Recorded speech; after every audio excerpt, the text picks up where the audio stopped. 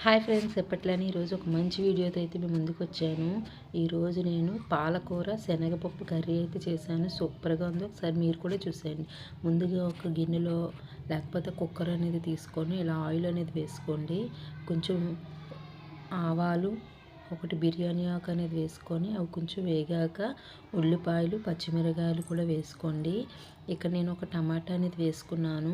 టమాటా అనేది మీకు ఇష్టం లేకపోతే స్కిప్ చేసేయండి, ఎందుకంటే పాలకూర టమాటా కలిపి వండుకోరు కదా కొంతమంది, అందుకని చెప్తున్నాను. నేనైతే వేసాను టేస్ట్ కోసం, మీరు స్కిప్ చేసుకోండి. తర్వాత కొంచెం ఉప్పు అనేది వేసాను.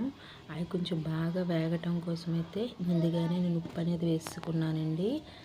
ఇవి కొంచెం బాగా మనకి కలర్ చేంజ్ అయ్యేంత వరకు వేయించుకోవాలి. తర్వాత ఇందులో అల్లం వెల్లుల్లి పేస్ట్ ఒక స్పూన్నర వేసుకున్నాను. కర్రీ మాత్రం చాలా అంటే చాలా బాగుందండి.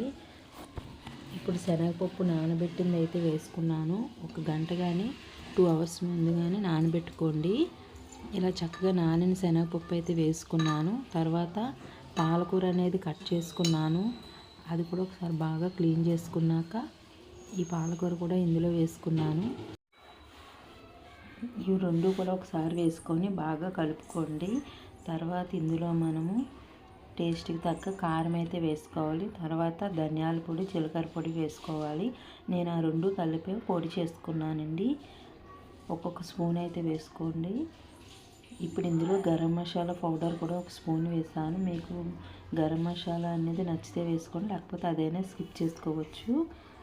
చక్కగా ఇలా బాగా వేగినాక కొంచెం వాటర్ అనేది వేసుకొని కుక్కర్ మూత పెట్టుకొని ఒక 2-3 విజిల్స్ రానివ్వండి. మనకి త్వరగానే అయిపోతుంది, ఎందుకంటే శనగపప్పు చాలాసేపు నానబెట్టాం కాబట్టి. మీరు విడిగా వండుకోవాలనుకుంటే విడిగా అయినా వండుకోవచ్చు.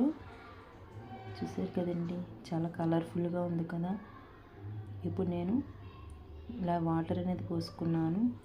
తర్వాత కుక్కర్ మూత అనేది పెట్టుకొని విజిల్స్ రానిచ్చినాక మళ్ళీ ఒకసారి మూత అనేది ఓపెన్ చేసినాక కొంచెం ఏమైనా వాటర్ ఉన్నట్లయితే ఒకసారి పెట్టుకొని చివరిలో కొంచెం కొత్తిమీర కానీ లేకపోతే కస్తూరి మేతి కానీ వేసుకొని 1 సెకండ్ పాటు అలా వేయించుకోండి, సరిపోతుంది.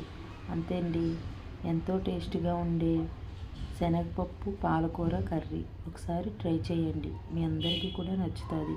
నచ్చితే మాత్రం ఒక చిన్న లైక్ ఇవ్వడం, షేర్ చేయడం, సబ్స్క్రైబ్ చేసుకోవడం మర్చిపోకండి.